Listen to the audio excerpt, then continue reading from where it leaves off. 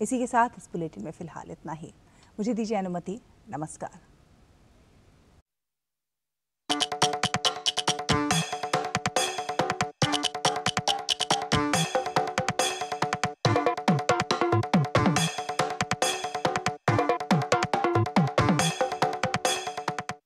नमस्कार, स्वागत है आप सभी का डीडी न्यूज़ पर। एक भारत श्रेष्ठ भारत में मैं हूं आपके साथ मनीष बाजपेयी। हमारे पीछे जो ये आप इमारत देख रहे हैं, ये इमारत अपने आप में भारत की एकता, अखंडता और सर्वोच्चता की कहानी कहती है। इस इमारत की आत्मा भारत के संविधान में निहित है और भारत के संविधान को रचने वाले अपने आप में ही भारत की विविधता, उसकी एकता और उसकी अखंडता के परिचायक है। तो आज एक भारत श्रेष्ठ भारत में बात भारत के संविधान की।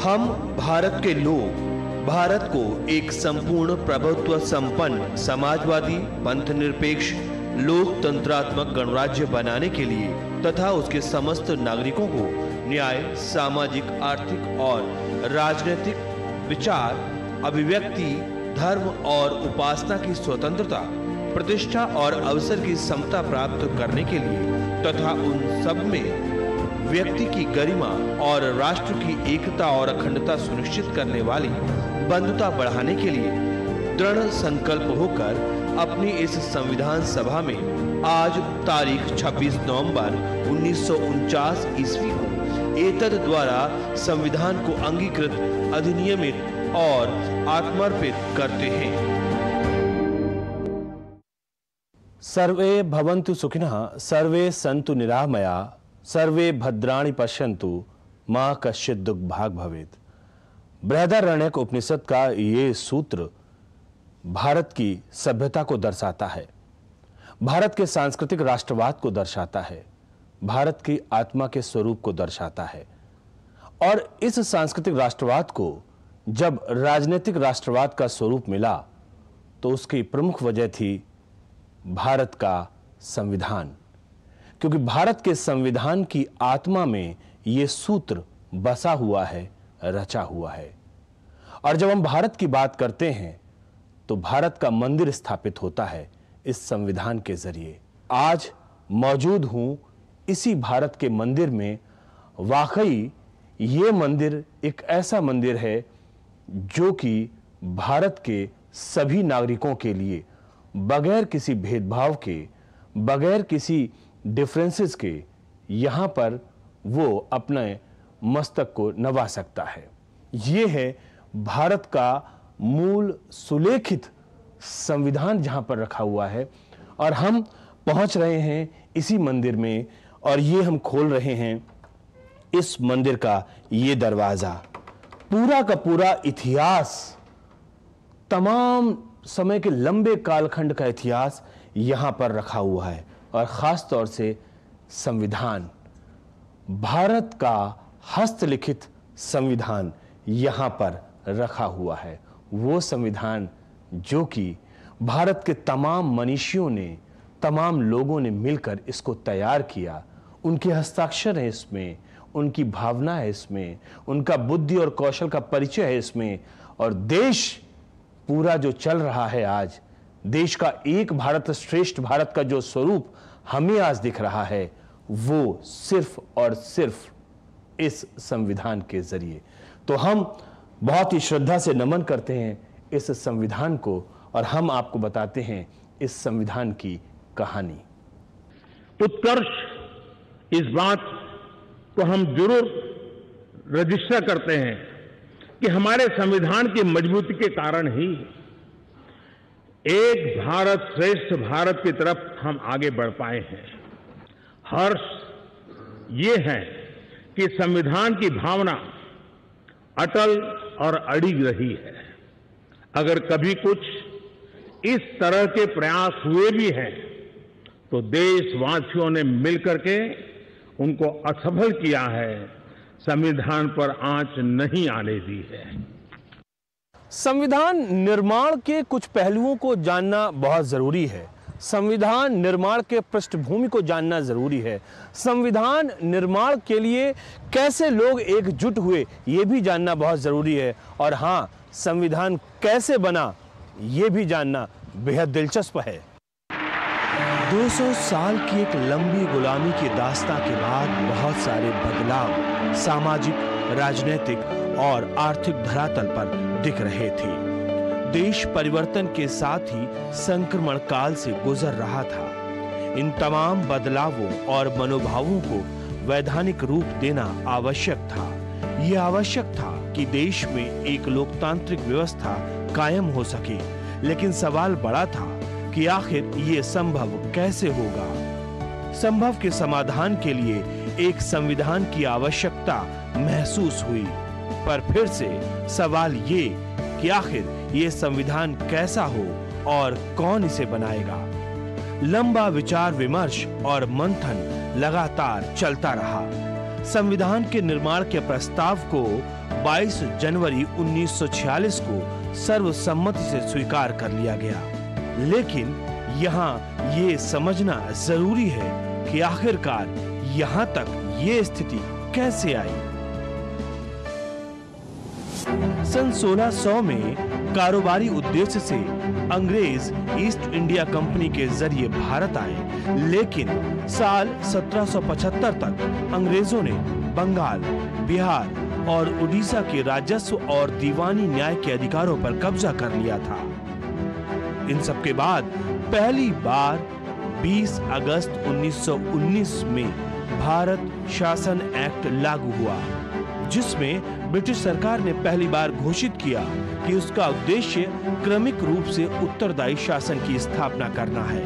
और इसके बाद स्वराज की मांग महात्मा गांधी ने की। इसी क्रम में साल 1942 में ब्रिटिश सरकार के कैबिनेट मंत्री सर स्टैफोर्ड भारत के स्वतंत्र संविधान के प्रारूप के साथ भारत आए। हालांकि क्रिप्स प्रस्ताव को मुस्लिम लीग ने अस्वीकार कर दिया था, चूंकि लीग भारत को 2 स्वायत्त हिस्से में बांटने की मांग कर रहा था। साल 1946 में ब्रिटिश हुकूमत ने 3 सदस्यीय कैबिनेट मिशन को भारत भेजा। कैबिनेट मिशन ने मुस्लिम लीग के 2 संविधान सभाओं की मांग को खारिज कर दिया। इसके साथ कुछ अहम सुझाव भी दिए।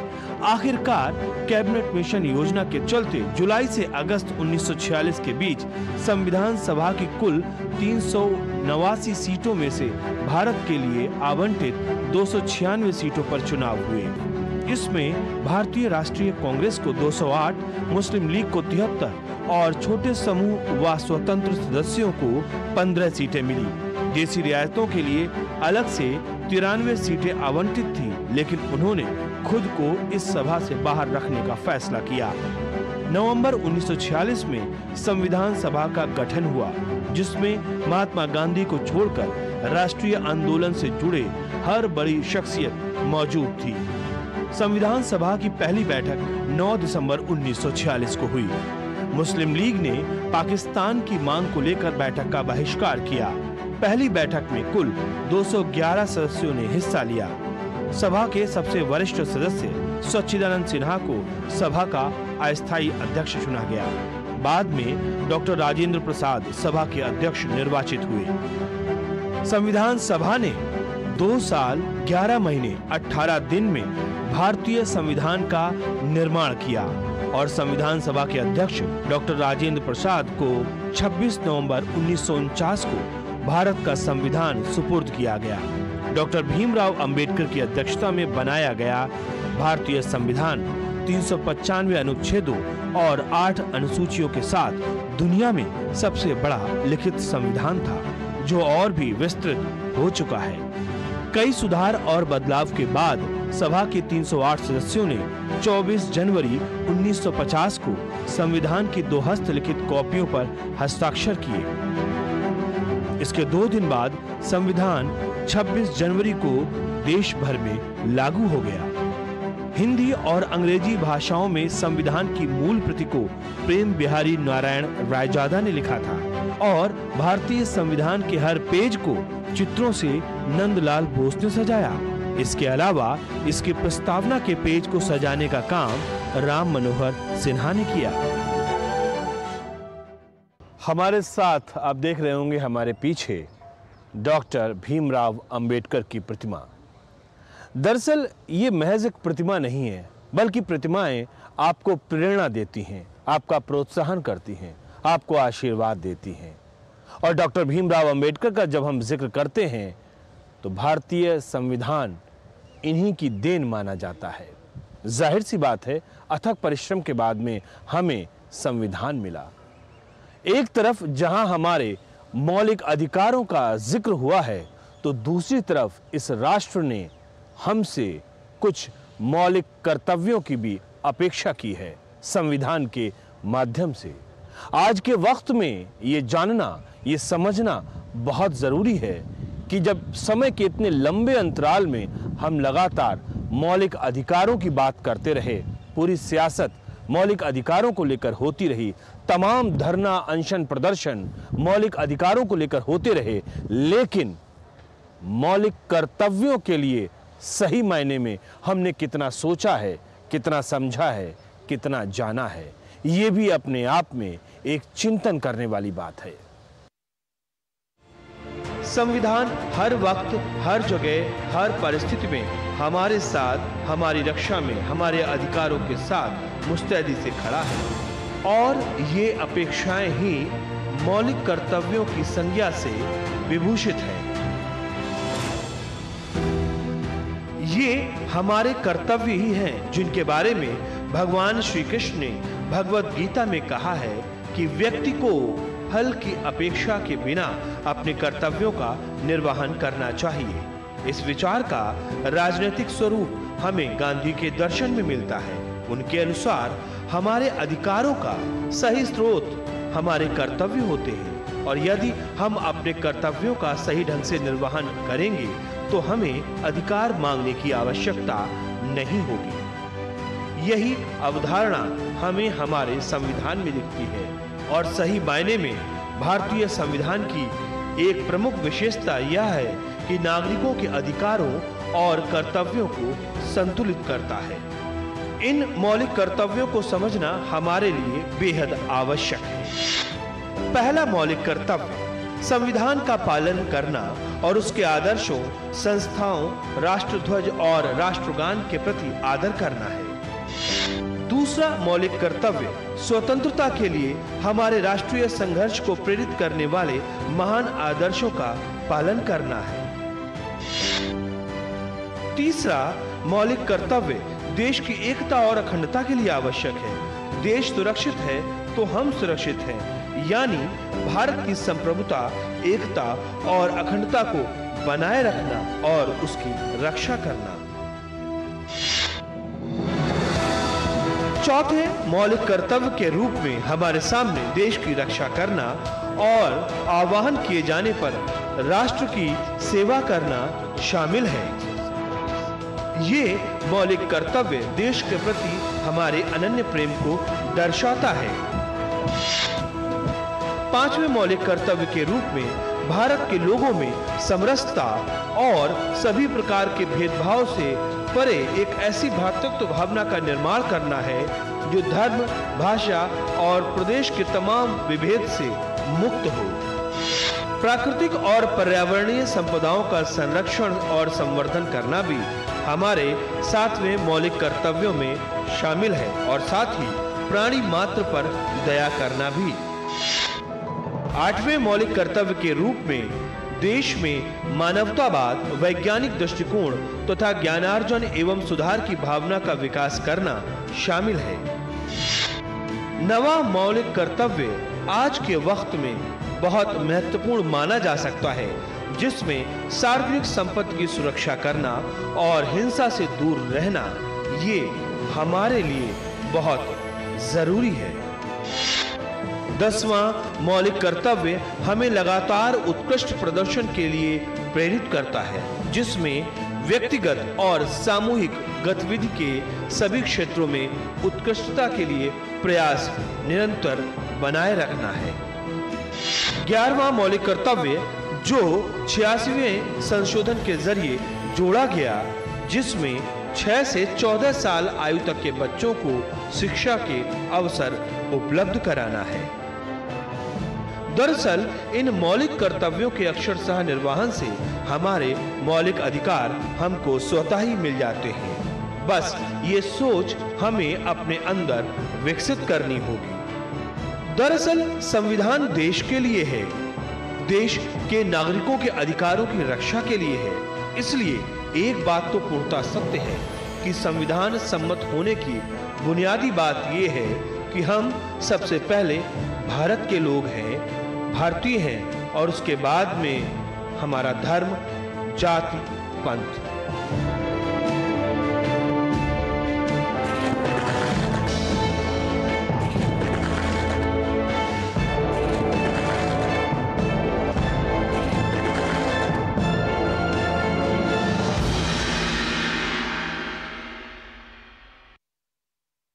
फिलहाल यहाँ पर रुकते हैं एक छोटे से ब्रेक के लिए। ब्रेक के बाद हम आपको बताएंगे, क्योंकि कहानी अभी बाकी है, इसलिए कहीं मत जाइए, आप बने रहिए हमारे साथ। मिलते हैं इस छोटे से ब्रेक के बाद।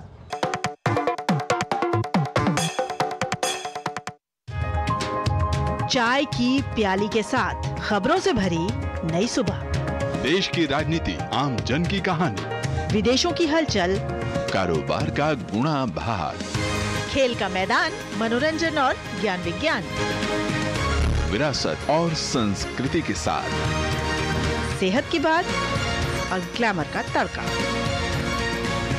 सोमवार से शुक्रवार सुबह 8 से 9 बजे। सुकून से भरा नया सवेरा।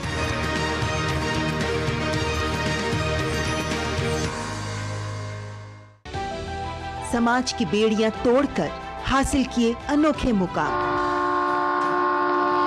उज्जवल भविष्य के स्वप्न के साथ उन्मुक्त गगन में भरी उड़ान, बाधाओं के बंधन काटकर साबित की अपनी पहचान, जो अपने बुलंद हौसलों से सामाजिक बेड़ियां तोड़कर लिख रही हैं वीरता की गाथाएं। मैं उन्मुक्त, मैं स्वच्छंद, मेरा ध्येय अनंत, मेरी दिशा अनंत। मिलिए इन प्रेरणादायक शख्सियतों से मेरे साथ कार्यक्रम तेजस्विनी में, सिर्फ डीडी न्यूज पर।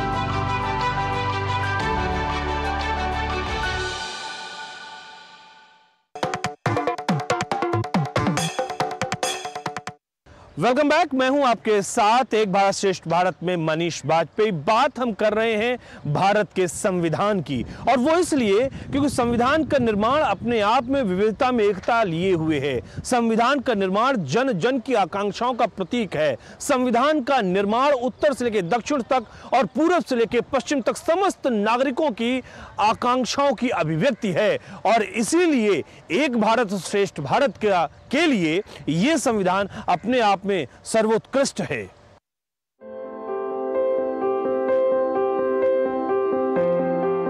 मनुष्य के जीवन का अंत है, लेकिन एक देश का जीवन अनंत है, और एक लोकतांत्रिक देश के रूप में भारत की यात्रा की शुरुआत न जाने कितने अनुभवों, संस्मरणों और उतार चढ़ाव से जुड़ी हुई है।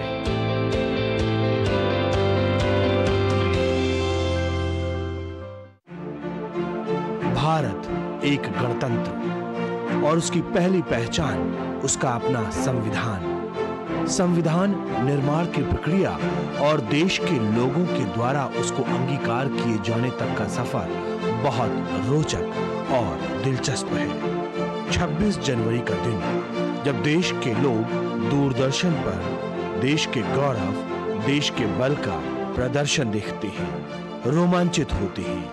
लोगों का हुजूम इंडिया गेट के राजपथ की तरफ उमड़ता है, तब देश के गणतंत्र के रूप में स्थापित होने पर गर्व होता है।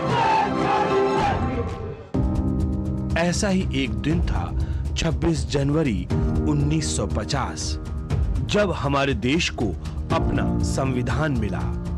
दरअसल जब हमें संविधान निर्माण प्रक्रिया के संस्मरणों से गुजरना होगा तो समय का वो कालखंड जब देश आजादी की दहलीज पर खड़ा हुआ था, यानी साल 1946 से लेकर 1950 तक का समय याद करना होगा।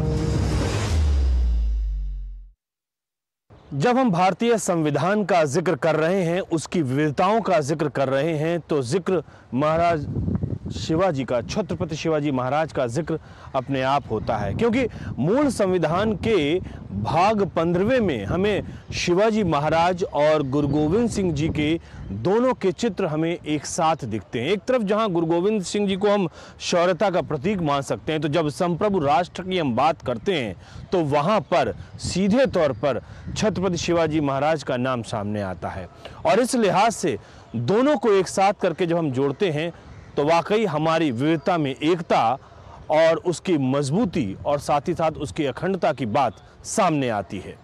B.R. अम्बेडकर जी की अध्यक्षता में जब ये पूरा संविधान लिखा गया तो ये हाथों से लिखा गया था। तो बाद में ये कहा गया कि इसको कोई सुंदर कैलीग्राफी से लिख पाए। तो जो प्रेम बिहारी रायजादा थे, बहुत नामी कैलीग्राफी थी उनकी, तो उन्होंने 1 रुपये की फीस पे या जो मानदेय होता है उस पे उन्होंने ये लिखा। तो पहला पार्ट उन्होंने अंग्रेजी वर्जन लिखा। तो अंग्रेजी वर्जन के लिए ये करीब करीब 45 सेंटीमीटर बाई 58 सेंटीमीटर की पेपर है। ये बटर पेपर जिसको बोलते हैं वो पेपर है। और इसमें उन्होंने सुंदर राइटिंग से 221 पेज की जो B.R. अम्बेडकर जी की जो हाथ से लिखी हुई जो प्रतिलिपि थी उसको इसमें स्थापित किया।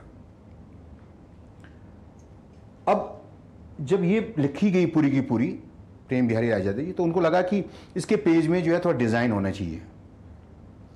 तो इसके शुरू से लेकर के लास्ट तक के पेज में जो कोने हैं उसमें आर्ट वर्क किया गया है।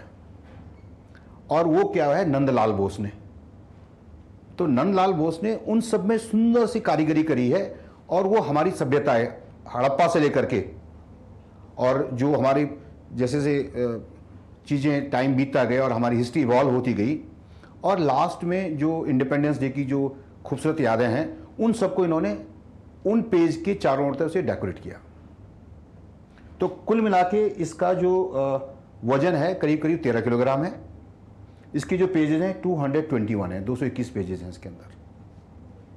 और जब ये पूरा बन गया तो इसको जो ये जो लेदर है, जो कवर है इसका, ये मोरक्को का स्पेशल लेदर है, उससे इसको कवर अप कर दिया गया। और जो टॉप है इसका, जो आप देख रहे हैं सुंदर गोल्ड की जो बनी हुई है, ये गोल्ड एम्ब्रॉसिंग करी गई।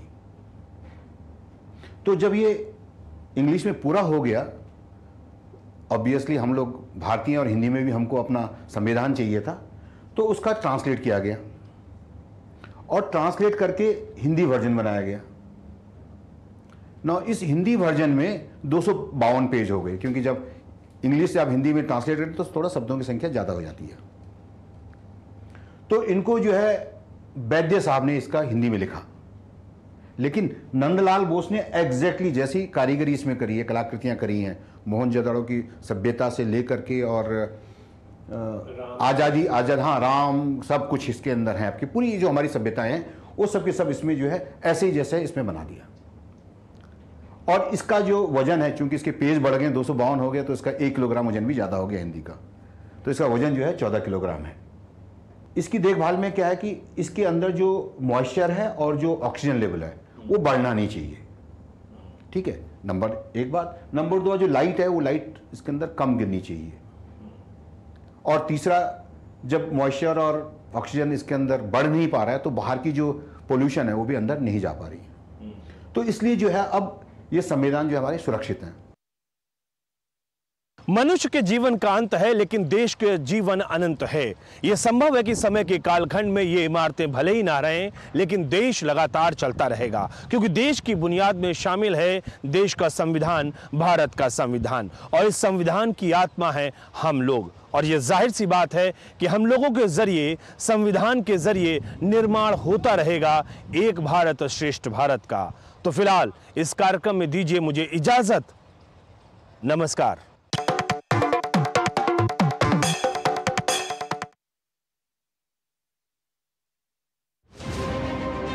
खतरनाक है डीप फेक, डरावना है डीप फेक। लेकिन आखिर क्या है डीप फेक? कैसे तैयार होता है डीप फेक? आप कैसे हो सकते हैं डीप